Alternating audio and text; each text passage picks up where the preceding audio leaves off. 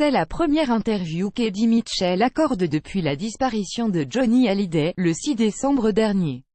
On le rencontre à l'occasion de la sortie de son deuxième album de reprise en duo de ses classiques, La Même Tribu, volume 2, en vente le 25 mai et du premier tome de son anthologie, période 1962 à 1979. Le chanteur de 75 ans se souvient avec pudeur de son « frère » ainsi qu'il l'appelait, dont il a partagé l'ultime duo et la dernière tournée, au sein des Vieilles Canailles, dans le premier volume de « La Même Tribu ». Sorti en novembre dernier, vous chantiez « C'est un rocker » avec Johnny, Eddie Mitchell. C'est mon dernier duo avec lui et son dernier duo aussi. C'est le premier de « La Même Tribu » que j'ai enregistré, il y a un peu plus d'1 an. Johnny sortait de Chimioé. Il venait de faire 2 heures de route pour traverser Los Angeles, pour passer 10 minutes ensemble. On a fait 2 prier au revoir. Bon, on faisait « C'est un rocker » sur scène dans « Les Vieilles Canailles », on la maîtrisait, mais j'ai été impressionné par sa force, sa volonté, au point de vous convaincre de refaire une tournée des Vieilles Canailles. Oui, c'est par sa faute que cette tournée s'est faite.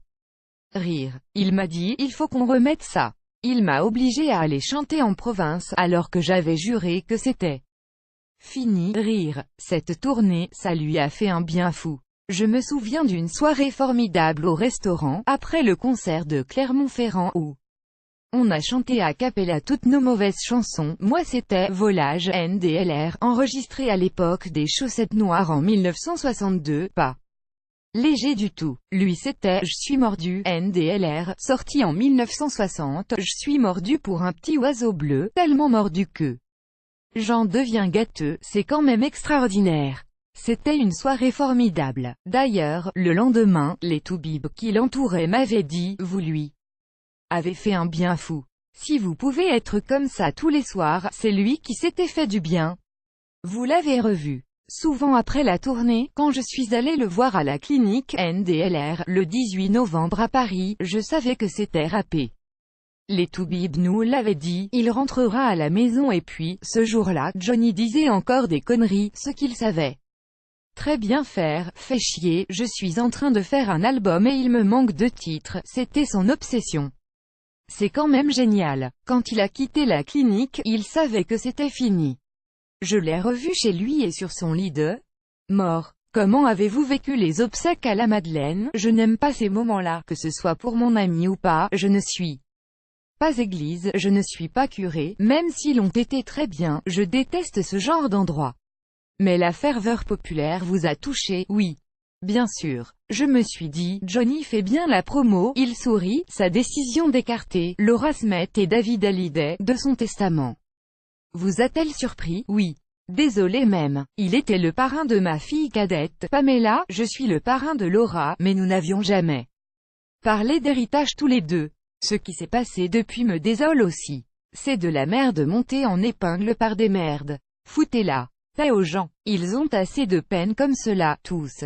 Depuis, vous avez publié un communiqué dans lequel vous preniez la défense de Laura. J'ai dit ce que j'avais à dire. Je ne suis contre personne, juste contre ce qu'a pu faire Johnny, je ne comprends pas qu'on déshérite ses enfants, on ne doit pas le faire. Laura étant ma filleule, je prends parti pour elle, et pour David que David soit musicien ou non, c'est un principe. On a le droit de déshériter ses enfants aux États-Unis pour son chat ou son chien, mais nous ne sommes pas américains. C'est aussi l'avis de Jacques Dutronc. L'avez-vous eu au téléphone récemment? Oui, car il devait venir participer à l'émission « La Même Tribu ». NDLR, enregistré ce mardi et mercredi pour France 3. Il a des petits problèmes de santé, sans gravité, et ne peut pas. Jacques est comme moi, Johnny lui manque, quoi. On rêve tous les deux de lui. Mais on n'a pas les mêmes rêves.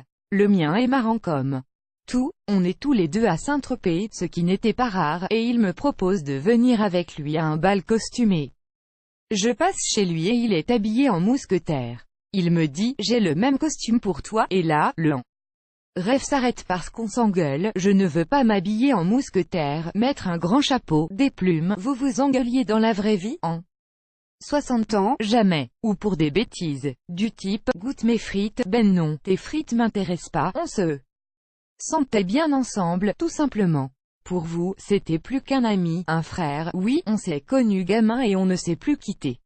Il vous manque, Ben? Oui, il me manque. Mais je me souviens des rires, et il y en a eu, et je garde le souvenir d'un mec costaud, un mec vivant, vivant comme il l'entendait. Selon vous, la guerre de succession lui fait-elle du mal? Je ne pense pas que son image soit ternie. Par contre celle de ses proches oui. Mais je pense qu'ils s'arrangeront. Sinon, ils en ont pour 10 ans, vous l'espérez, oui. Même si c'est un problème de famille qui ne me concerne pas.